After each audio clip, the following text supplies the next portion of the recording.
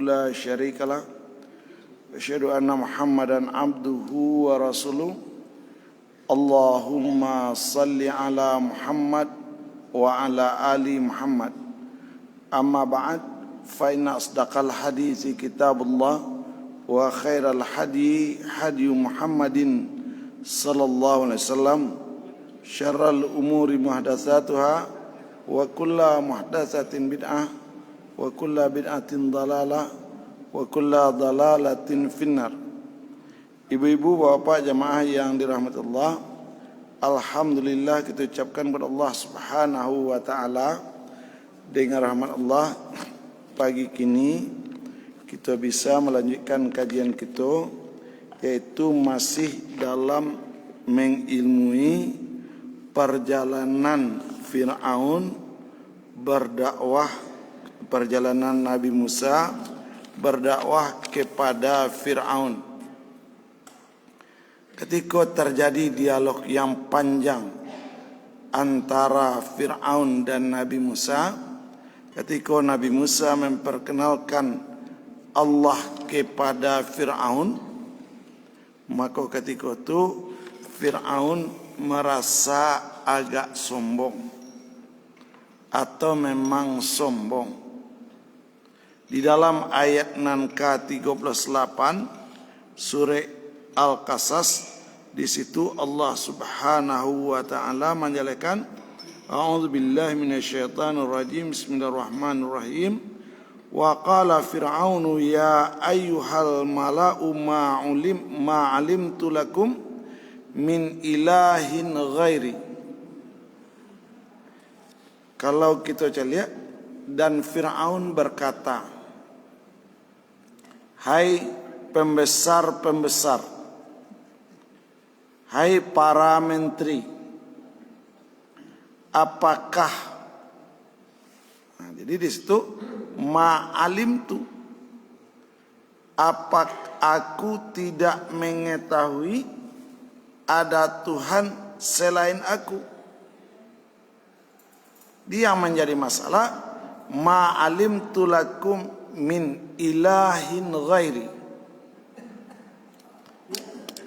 Di dalam tafsir kita baca, Fir'aun itu setelah mengumumkan dirinya sebagai Tuhan, sampai Nabi Musa mendakwahi Fir'aun, lamanya 40 tahun. Jadi untuk memasyarakatkan Fir'aun itu sebagai Tuhan, waktu yang dipakai 40 tahun. Jadilah 40 tahun Fir'aun mensosialisasikan dirinya di Mesir sebagai Tuhan. Yang kita ilmui, kadang-kadang awak melihat suatu peristiwa universal, maksudnya umum. Asal banamo Fir'aun itu Tuhan, tidak. Kau harus lihat nanti. Yang Fir'aun mengaku sebagai Tuhan itu hanya Ramses II. Fir'aun sebelumnya itu adalah tuan tanah. Jadi kalau awak membaca di dalam Al-Quran Fir'aun itu nama dinasti. Gelar nan dilakukan kepada Raja Mesir ketikanya menjabat kerajaan. Itu Fir'aun. Bukan nama Fir'aun, itu gelar. Fir'aun yang mengaku sebagai Tuhan itu nama aslinya Ramses II, anak Ramses I. Ramses I tidak memperkenalkan dirinya sebagai Tuhan. Ramses I hanya Tuan tanah.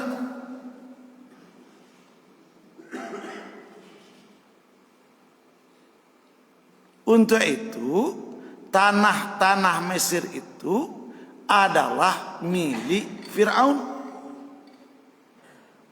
Maka orang barat menjelaskan Mesir itu land of Pharaoh, tanahnya Mesir. Sungai Nil itu sebagai pusat ekonomi adalah di bawah kekuasaan Firaun.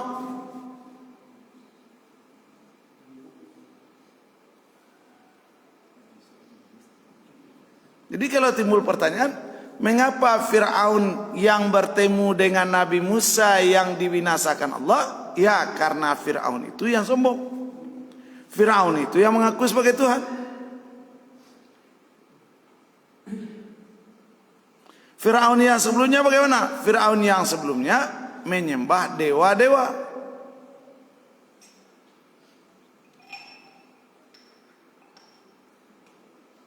Jadi kalau secara umum orang Baraja, Mesir itu beragama politeisme, menyembah banyak dewa. Secara khusus di zaman Ramses II, orang dipaksa untuk menyembah Ramses. Kau indah amuah bano? Kan itu pertanyaan. Andai kata tidak mau, kau andai kata tidak mau, ya, makasih. Di dalam ayat yang lain, andai kata tidak mau banyak, maka dihubungkanlah surah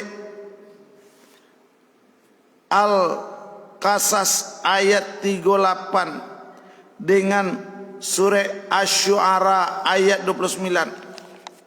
Kita coba lihat dalam surah Asy-Syu'ara ayat 29. Kita patanglah jale surah Asy-Syu'ara ayat 9 sampai ayat 62 itu menjalekan tentang Fir'aun. Ba'a kok Fir'aun itu harus disembah.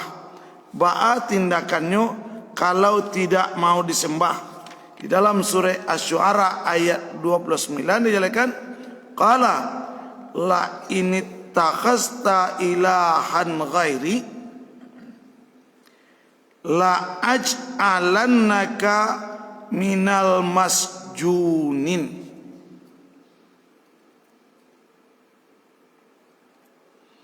Jadi senjata Fir'aun itu apa? Penjara. Itu senjatanya.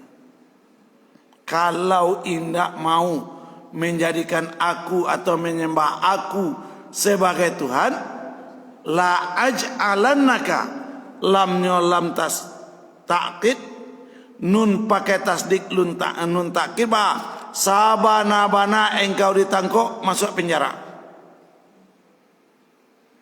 Penjaranan ba'a. Itu pertanyaan kedua. Kalau masuk penjara kan aman? Tidak aman.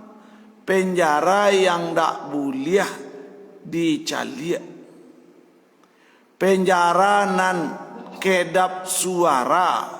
Penjara nan bawah tanah. Masuk penjara namo sepulang lai. Nah, itu yang dilakukan oleh Firaun itu.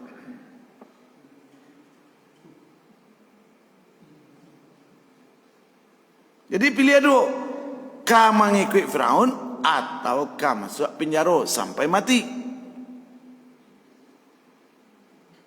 Berapa tahun peristiwa itu berlangsung? 40 tahun sampai Nabi Musa berdakwah. Di kita lihat Nabi Musa itu mendakwai Firaun, memang mendakwai orang paling kejam sedunia.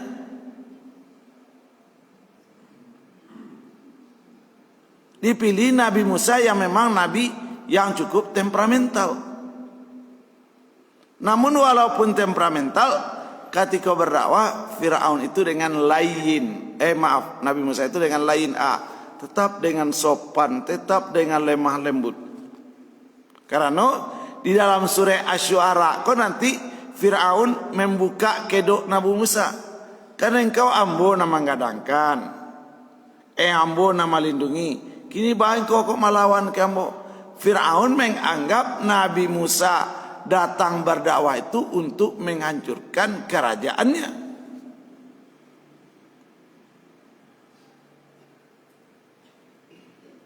Ibu bapak nampak dari situ. Oh, caliak balik. Bagaimana pula nasib orang nang kerengkang di zaman Nazi Jerman. Nah, itu. Tahun ampe puluh dua orang-orang Israel nang kerengkang di Jerman dimasukkan ke dalam kem konsentrasi dibunuh semua.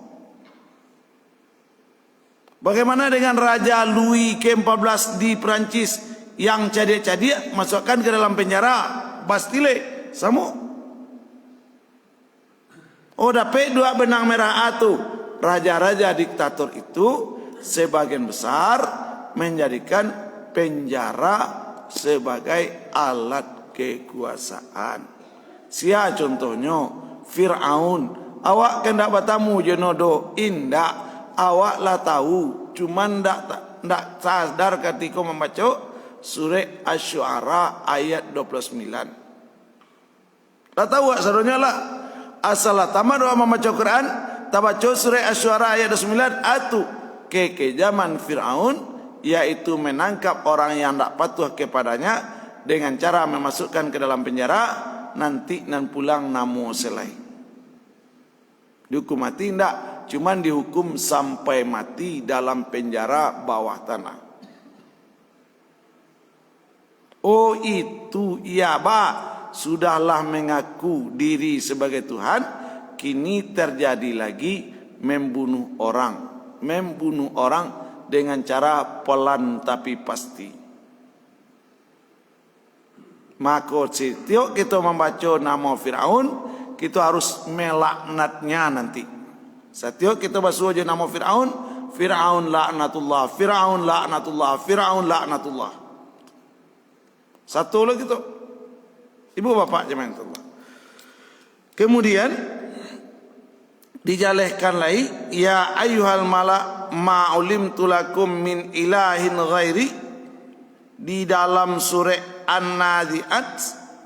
Di situ dijalehkan, yaitu maka Fir'aun itu mengumpulkan pembesar-pembesarnya sambil berseru, faqala ana rabbakumul a'la. Dia berkata, aku Rabbmu yang maha tinggi. Kalau dia tehlah patuah, nan di bawah tapaso patuah.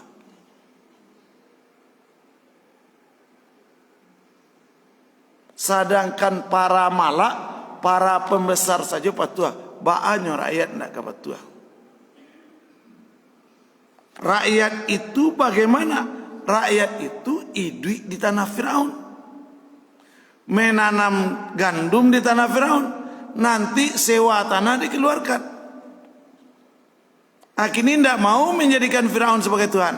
Bisa tidak ada tampai busau.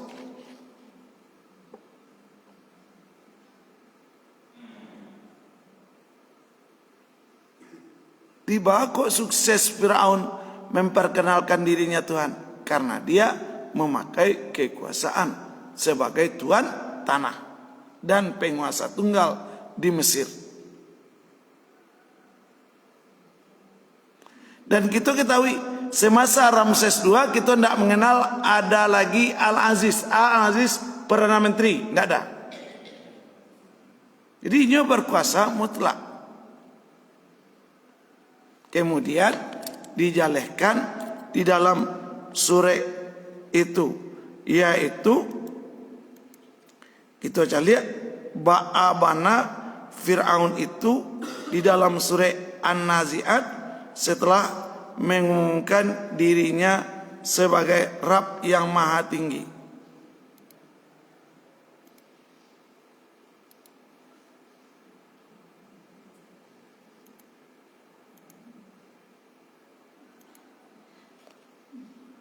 Maka setelahnya mengaku ana rabbakumul Allah, fa'akhadhahu, maka Allah mengazabnya dengan azab di nakalal akhirati wal ula.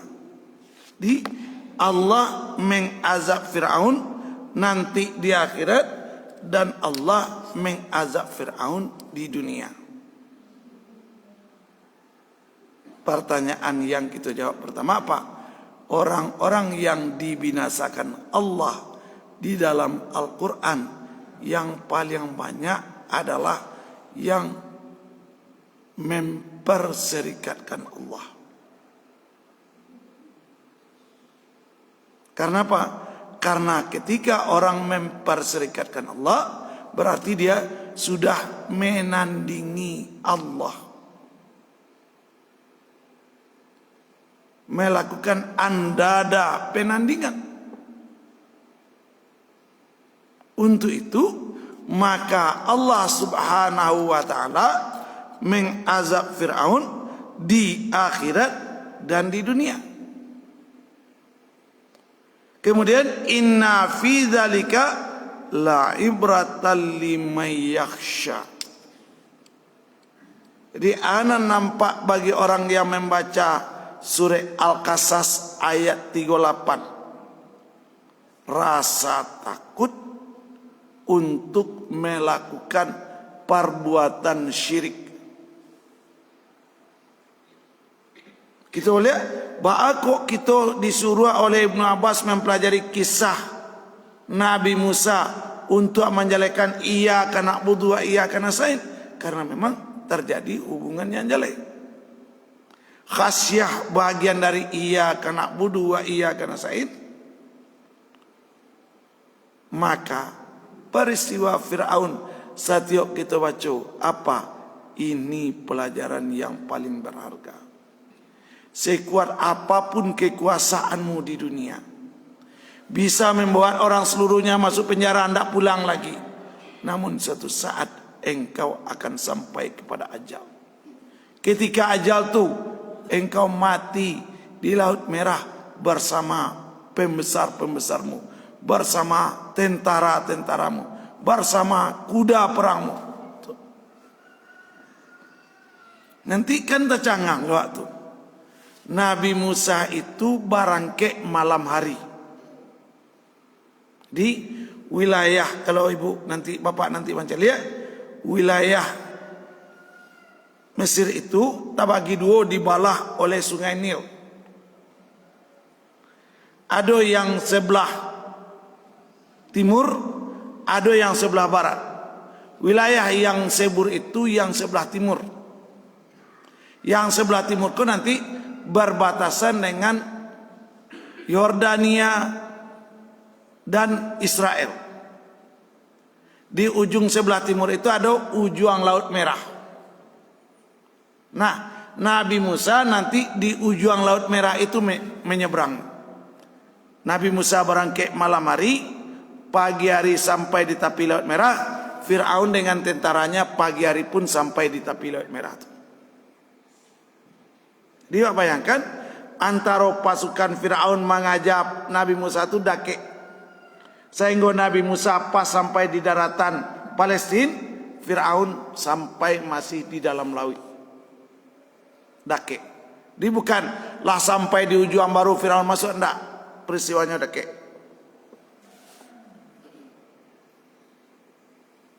Ibu bapak jemaah ini, la ibrah, dapat dua pelajaran yang berharga dengan mempelajari kisah Firaun karena kesombongannya terhadap Nabi Musa sebagai utusan Allah. Bakok sombong karena maraso diri iyo jadi Tuhan.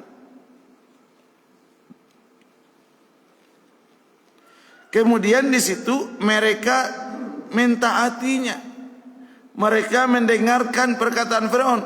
Kalau tidak, mereka akan dipenjara sampai mati. Maka itu yang dijelaskan dalam surah Asy-Syu'ara ayat 29. Kita lanjutkan surah Qasas ayat 38. Setelah itu ada Tuhan, Tuhannya di langit. Timbul kesombongan kedua. Kecek Firaun itu, yaitu fa'aukit li ya Hamanu alat tini faj'al li sarhal la'alli fa'attali'u ila ilahi Musa. Konon kedua. Setelah bangga inyo merasa Tuhan, fa'aukid wakada aukid, hai Haman, bakar untukku tanah. Atau buek tanah liek jadi batu bata. Itu ampe abad sabalun Masehi. Orang Mesir lah mengenal sistem angko. Orang Mesir lah mengenal geometri. Orang Mesir lah mengenal bujur sangkar. Orang Mesir lah mengenal ilmu ukur. Kalau di dalam ilmu pengetahuan, Mesir itu terbaik sedunia. Lebih maju Mesir dulu dibanding Yunani dan Romawi. Jadi dalam teknologi mana maju ke Mesir, maju.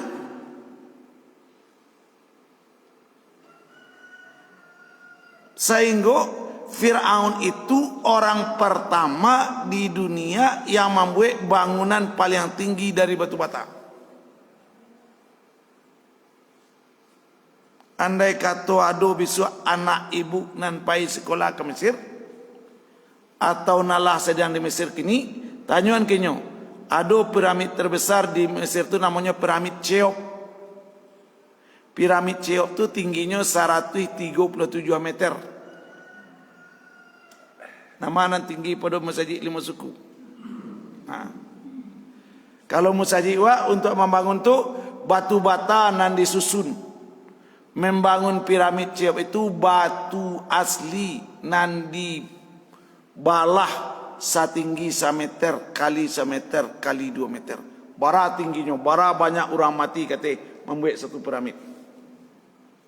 Mangke piramid batu-batu nan disusun sampai nanti menjadi bangunan segitiga runcing itu. Jadi dari teknologi sangat maju. Andai kata dijatuhkan bom dari piramid Cheops itu tidak kemanga-manga, begitu kokohnya bangunannya. Di berarti apa? Kemajuan teknologi tidak menjamin kemajuan religi. Itu maksudnya. Mungkin di satu pihak orang terlalu maju dalam ilmu pengetahuan, di bidang akidah terlalu terkebelakang, dan itu masuk itu akan berlanjut. Ketika orang lain mencintai iptek, maka dia tidak mengenal Allah. Yang baik itu apa? Iptek dikuasai, Allah kita fahami, maka dia akan menjadi orang kokoh. Tapi dakwah indah babuek dikotomi, ada mau diketemu itu pengotak-ngotaan. Kalau lah baraja iptek, baraja Al-Quran dan Sunnah tidak perlu. Di lain pihak apa? Kalau lah baraja Al-Quran dan Sunnah, baraja iptek tidak perlu. Al-Quran itu penuh dengan ilmu dan teknologi, sains dan teknologi isinya. Bagaimana kita akan memahami Al-Quran kalau tidak baraja IPA, tidak baraja ilmu fisik? Tidak bisa. Dia kesimpulan pertama, Fir'aun itu adalah orang pertama di dunia yang membangun bangunan tertinggi. Berarti ekonomi masyarakatnya bagus. Bara pekerja dipakainya membangun perkebunan tertinggi itu 50.000 orang. Timbul pertanyaan, bagaimana kau bisa tenaga kerja gratis? Sia tenaga kerja gratis. Budak-budak apa? Israel.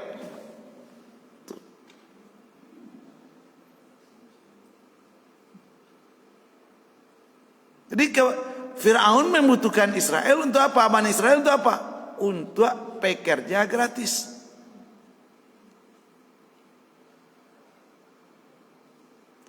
Nah, nanti di dalam tafsir Al-Qurtubi dijalekan, setelah Fir'aun itu membangun bangunan yang tinggi dengan bos pimpinannya adalah si Haman.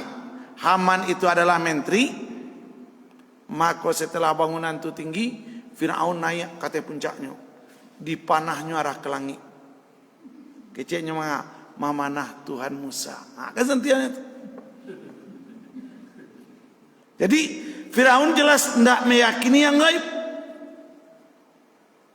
Dirusaknya orang apa? Ketika tidak meyakini yang gaib. Orang iptek biasanya tidak yakin dengan gaib. Kenapa? Di dalam ilmu dan pengetahuan teknologi itu yang ada apa? Yaitu empiris. Empiris nan nyata barunya yakin. Nan pasti, namanya empiris. Nanti para jaluan awak penelitiannya apa? Penelitian empiris. Jadi untuk itu, ikut dapat pelajaran besar wak ibu dan bapak. Jangan biarkan anak itu berjalan untuk sains saja. Harus diarahkan kepada agama. Harus diajarkan kepada Al-Quran itu. Maka ketika sains berganding dengan Al-Quran, dia menjadi bahagia di dunia dan di akhirat. Ketika dia hanya belajar sains saja tanpa mengenal Al-Quran, insya Allah dia akan mendapat azab di dunia dan dapat azab di akhirat nanti.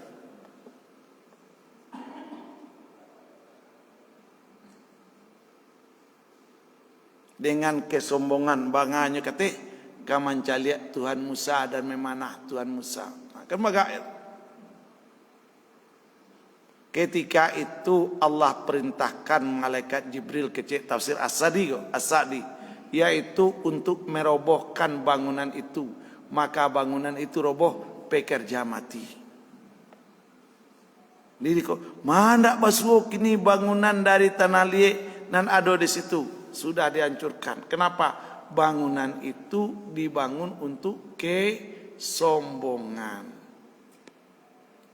Nanti di dalam surat Fatir,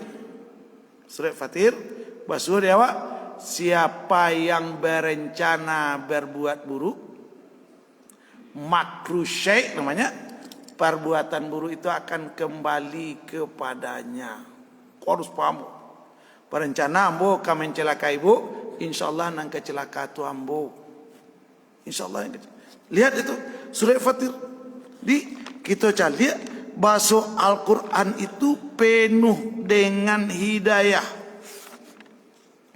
Ibu caliak, bapak caliak, nanti yaitu di dalam surah Fatir ayat nanka 3 ayat nanka ampe 23. Kok kan kesombongan. Jadi wa hubungkan kesombongan Fir'aun ko dengan surah Fatir ayat ampe 3.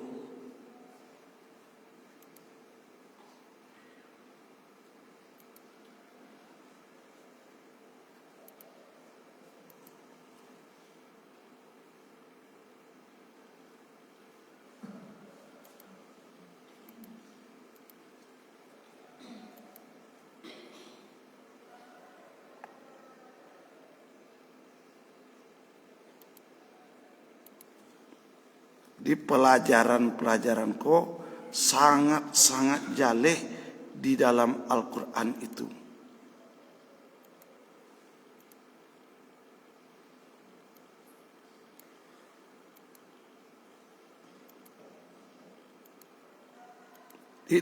Kok kan Firaun itu sombong. Maka di dalam surah Fatir ayat 43 di situ dijelaskan istikbaram fil ardi wa makrasyai, karena kesombongan mereka di bumi dan karena mereka berencana berbuat jahat. Ayat Allah, wala yahiqul makrasyai illa bi ahli. Rencana yang jahat itu tidak akan menimpa selain orang-orang yang merencanakannya sendiri. Kau jaleh. Siapa saja yang berencana mencelakai orang lain, maka akan kembali kecelakaan itu kepada dia. Rencana Fir'aun membunuh Nabi Musa, dan mati di Laut Merah bukan Musa, tapi adalah Fir'aun laknatullah. Kita bayangkan bagaimana rasanya kalau kita tidak membaca ayat. Mendidik jiwa untuk menghilangkan rencana jahat, untuk merencanakan hal-hal yang tidak wajar. Sabantalai rencana jaya A. Banyak orang akan menyerobot tanah orang lain. Kau nanti akan terbongkar, Kami dulu pernah beraja di Minangkabau, kasus Sabantalai dan paling banyak A. Tanah pusako akan jadi rebutan. Berapa banyak hari ini tanah-tanah wakaf yang diserobot oleh ahli warisnya adalah sesuatu. Tanah wakaf. Cari lihat di Bukit Tinggi, cari lihat di beberapa tempat. 20 tahun yang lalu, 30 tahun yang lalu neneknya wakafkan tanah, kini dimintanya balik. Batu, tanah kau mahal. Bentuk itulah orang nanti menyerobot sipadan. Ya orang, tidak mau tahu orang. Siapa saja yang menyerobot sipadan nanti akan berbalik kepada yang mengambil tanah. Hati-hati. Biarlah wak rugi tanah sajangka pada dapet sasenti. Itu bahasanya tu. Wak ambil tanah rang sajangka wak rugi setengah meter. Biarlah rugi setengah meter mengambil tanah rang setengah sajangka. Mengambil tanah orang kau makrusek. Jadi orang nanti akan menyerobot tanah. Dan itu nanti akan terbukti baik tingkat nagari maupun sampai tingkat penatih. Kenapa? Nan paling candu itu memang berbuat sesuatu di bumi Allah ko. Menguasai bumi Allah ko, itu adalah nafsu terbesar manusia. Ikut lah igai berencana akan menyerobot tanah orang dengan niat buruk, tinggal lah. Biko ndak kata jujuang diawak di akhirat doh. Tanah sajangka kali 360 derajat kau tanah, kau bumi kau tabanya 360 derajat. Saderjat itu 100 sebalik kilometer cuma. Kali 360. Jujuang beko di akhirat. Dalam Ali Imran 161 itu isinya nanti. Makrusek. Jadi Allah jalakan siapa saja yang berencana untuk membuat kejahatan kepada orang lain, rencana jahat tu Allah akan kembali kepada dirinya.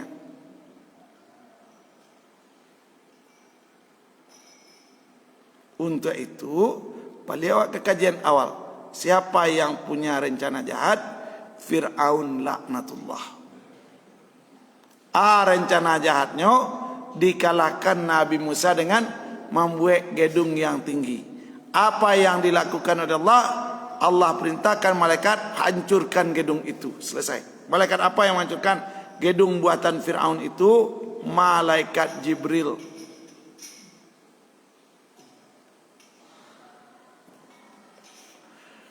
Kemudian, dan itu kita cari nanti dalam tafsir Qurtubi. Dalam tafsir Qurtubi. Dijelaskan mana? Dalam tafsir Qurtubi. Tentang bab itu. Tafsir Qurtubi, jilid yang ketiga boleh. Bakarlah batu bata merah. Dari Ibn Abbas berkata Fir'aun. Fir'aun adalah orang pertama kali yang membuat batu bata dan membuat bangunan dengannya. Ketika Fir'aun memerintahkan menterinya Haman untuk membuat bangunan pencakar langit, Haman mengumpulkan 50.000 orang pekerja selain kondektur dan para pelayan. Selanjutnya diperintahkan membuat batu bata dan kapur dan kayu-kayu ditegakkan, paku-paku dipasangkan, bangunan tegak terbangun kokoh, belum ada sebelumnya. Dalam tafsir As-Sa'di dijelaskan oleh As-Sudi, dijelaskan bangunan itu dihancurkan oleh malaikat Jibril. Maka tertimpalah para pekerja tadi. Di kesombongan kedua, kesombongan kedua Fir'aun itu yaitu menganggap bahwa bisa melihat Tuhan Musa dari bangunan yang tinggi. Andai kata kini kau ibu dan bapak, berapa banyak orang-orang pintar di dunia masuk ke dalam Islam gara-gara hanya mempelajari satu ayat. Banyak sekali mu'alaf internasional kini. Adonan mandanga azan. Ada yang melihat orang Islam bersuci. Ada yang melihat orang Islam berwudu. Betul. Jadi banyak sekali hidayah-hidayah Allah tahun-tahun terakhir kok yang membawa para non-Islam yang besar-besar itu masuk Islam. Kenapa? Karena kebenaran Al-Quran itu kata sejarawan Prancis, bahasa orang tidak percaya Al-Quran itu adalah hebat.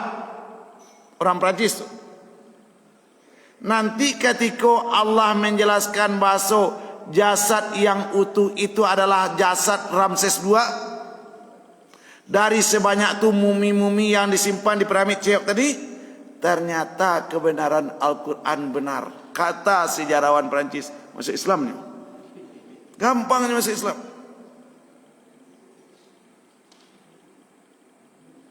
Jadi kan orang-orang non-Islam tidak percaya je Islam. Kau tidak lah.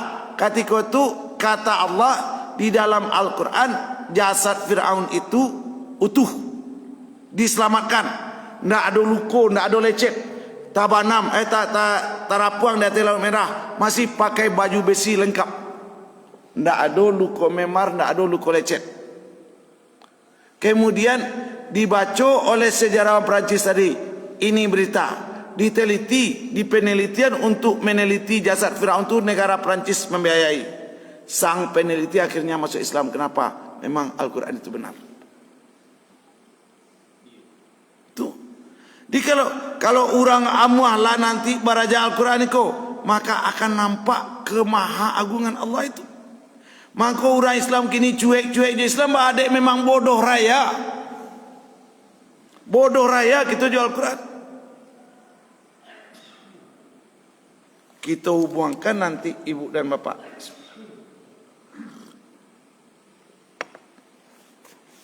Kini kok kan mereka menganggap Nabi Musa itu penduto. Dan ketiga ke semua Firaun itu, wa inni la adzunnuhu minal kazibin. Jadi yang pertama prediksi Firaun, ambo Tuhan. Yang kedua, kalau yo ada Tuhan yang selain ambo, hai aman, bangun bangunan tinggi, ambo kaman celiat Tuhan Musa. Yang ketiga, dia menganggap kebenaran itu adalah kedustaan. Pertanyaan, ba'a kok saroman tubana karehnyo ati Fir'aun. Kita buka nanti surah Al-A'raf ayat 1-6. Surah kolah pernah loak baca. Surah Al-A'raf ayat 1-6. Di situ akan dapat suatu petunjuk dan suatu teori yang luar biasa benar. Bahasa kriteria manusia itu ditentukan oleh polanya memahami atau tidak memahami Al-Quran. Al-A'raf 1-6.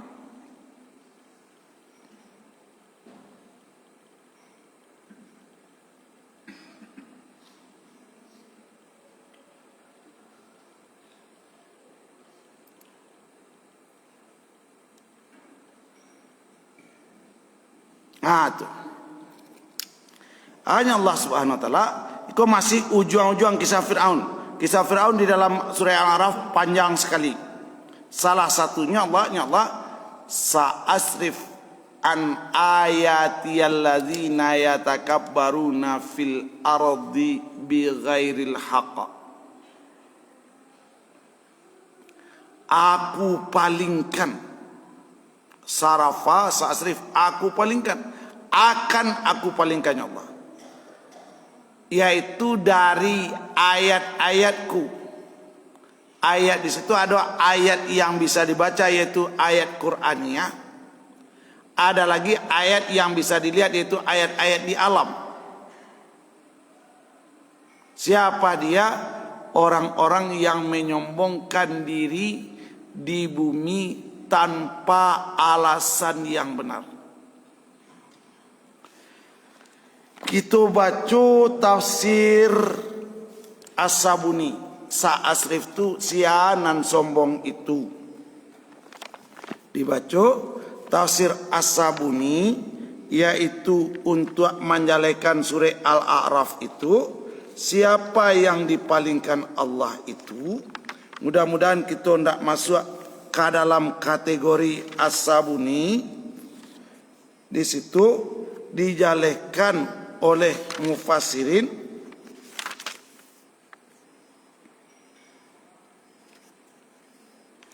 sa'asrif an ayat, ya, di situ dijelekan sa'amnya, mana sa'amnya, akan aku larang al-mutakabbirina, orang-orang sombong, an fahmi ayati, dari memahami ayat-ayatku.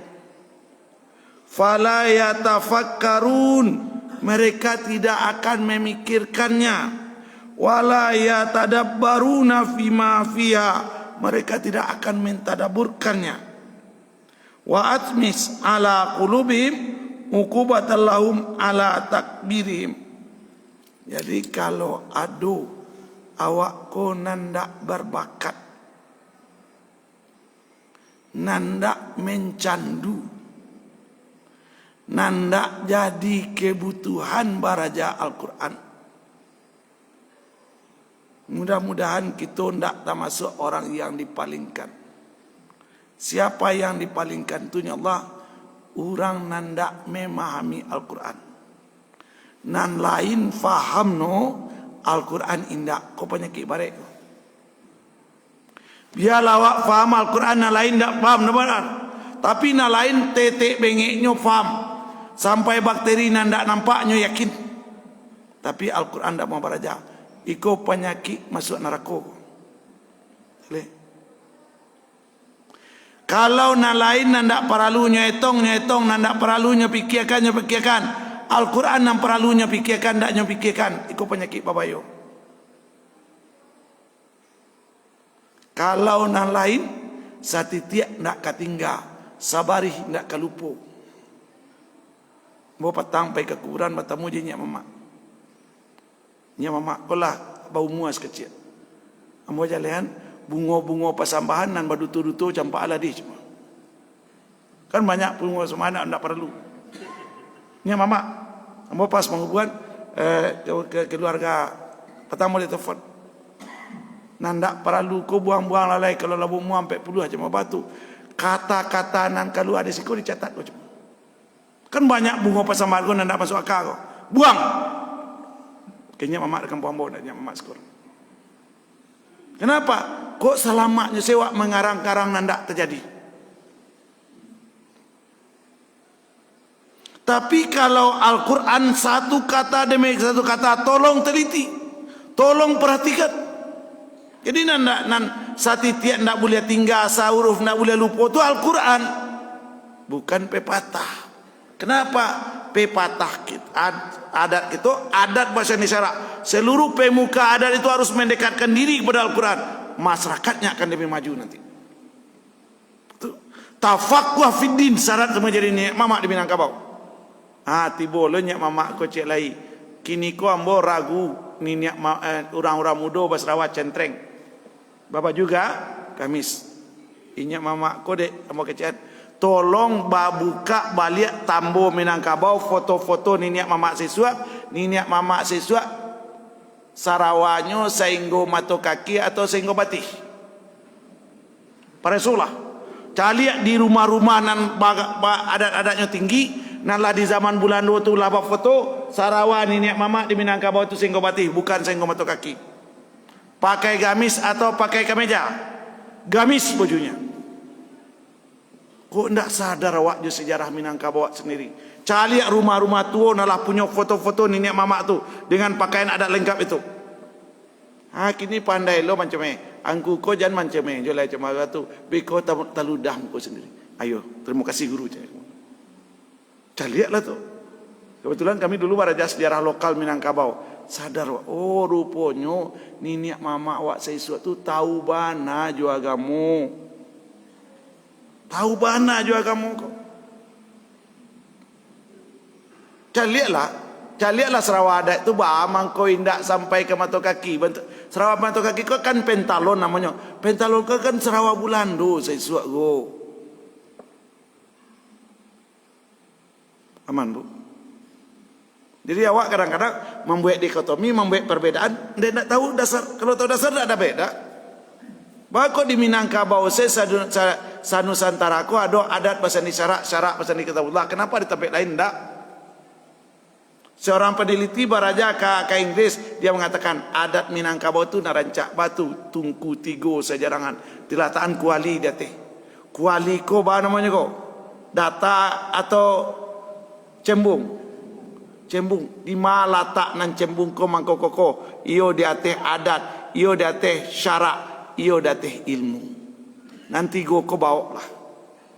Aman nagari.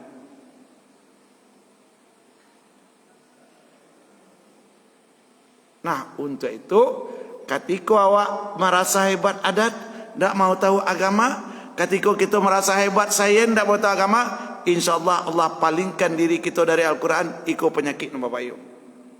Biarlah Allah palingkan diri kita dari hal-hal yang tidak perlu seperti sains, tapi nan agama faham, insyaAllah itu akan bahagia di dunia dan di akhirat.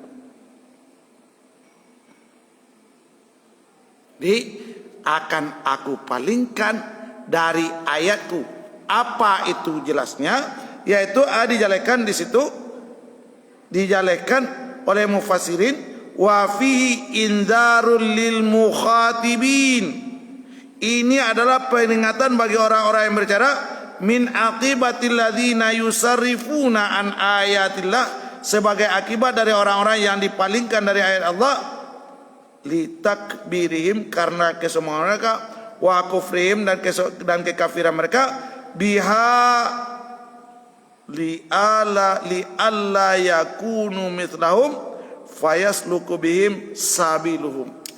Jadi di situ jaleh bana, kalau jalanan ditempuh itu tidak sesuai dengan Al-Quran dan Sunnah, kalau kehidupan itu keluar dari bimbingan Allah dan Rasul, ini adalah hal-hal yang sangat mengerikan, sangat mengerikan. Contohnya indikator orang nalah berpaling itu apa? Diagi oleh Allah indikatornya apa? Yaitu indikatornya apa? Wa iyarau sabilal ghayyi la yattakhidhuhu sabila. Wa iyarau kulla ayatin la yu'minuna biha. Mereka itu yang disebutkan oleh Allah dalam ayat apa? Dalam surah Yunus ayat 96 itu, sesungguhnya orang-orang yang telah pasti terhadap mereka kalimat Tuhan ini adalah tidaklah akan beriman meskipun datang segala macam keterangan hingga menyaksikan azab yang pedih. Lah banyak tandu, lah banyak ujian, lah acuk gampo, lah rusak ekonomi, lah rusak tatanan masyarakat. Tak bisa diperbaiki. Alun balik jo, alun tobat jo. Ini orang yang hatinya sudah terbalik. Yunus 9697. Alai, ndak selalu saja iko bencana alam. Alam ndak pandai membuat bencana. Alam itu terjadi bencana karena perintah Allah. Alam patuh.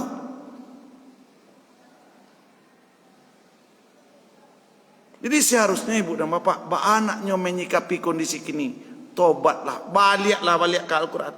Iko masih banyak aja di YouTube nandak paralu batangka kelompok iko andi raya jadi.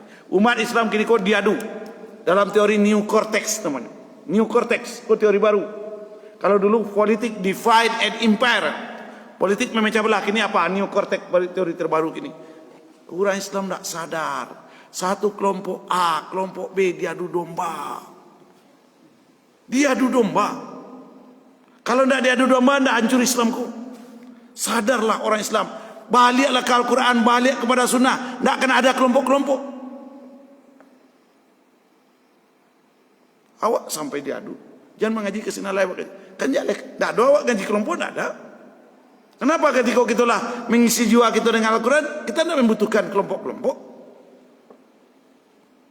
Nah kini itu doktor sama doktor di TV Patangka. Nanti Patangkan, tidak perlu.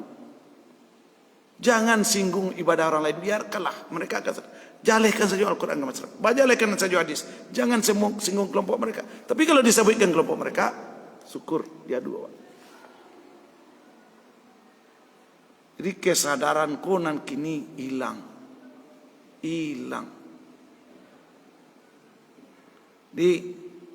Bahan yang kedua, ciri khas orang yang paling itu, wa iyarau sabilar rusdi. Jika dia melihat jalan yang bagus, jalan yang mendapat petunjuk, jalan agama, rusdi itu agama. Kalau tadi kita lihat kan, Rabbana amanna tadi yaitu Rabbana atina min ladunka rahmah wahi lana min amrina rasyada. Kalau rasyada itu jalan petunjuk, kalau rusdi jalan keagamaan. Siapa saja yang tidak mau membangun mengikuti jalan keagamaan di dunia, tandanya hatinya sudah dipalingkan oleh Allah. Itu saja. Ndak candu do, ndak mau do menjalankan syariat Islam, itu berarti hatilah berpaling. Apapun profesi kita, siapapun kita. Jadi indikatornya itu. Ndak mau membalikkan masalah kepada Al-Quran, ndak mau hidup secara Al-Quran. Tandanya apa? Sa'amnya. Allah yang menutup hati untuk mentadabburi Al-Quran. Allah yang menutup fikiran untuk memahami Al-Quran. Allah yang menutup fikiran untuk memikirkan isi Al-Quran. Mudah-mudahan ibu dan bapak kita terhindar dari hal-hal itu. Maka gaya fikir Fir'aun tadi apa? Yang pertama, sombong dengan dia merasa sebagai Rab. Yang kedua, untuk menandingi dibuat bangunan yang tinggi. Yang ketiga, dikecekan Nabi Musa Panduto. Ketiganya itu hancur lebur dengan kematian Fir'aun sabantarai. Reda dan maaf waktu labih maksudnya waktu syuruk lemas suat. Kita akhiri dengan banyak maaf. Subhanakallahumma rabbana bihamdika asyhadu an la ilaha illa anta astaghfiruka wa atubu ilaik. Assalamualaikum warahmatullahi wabarakatuh.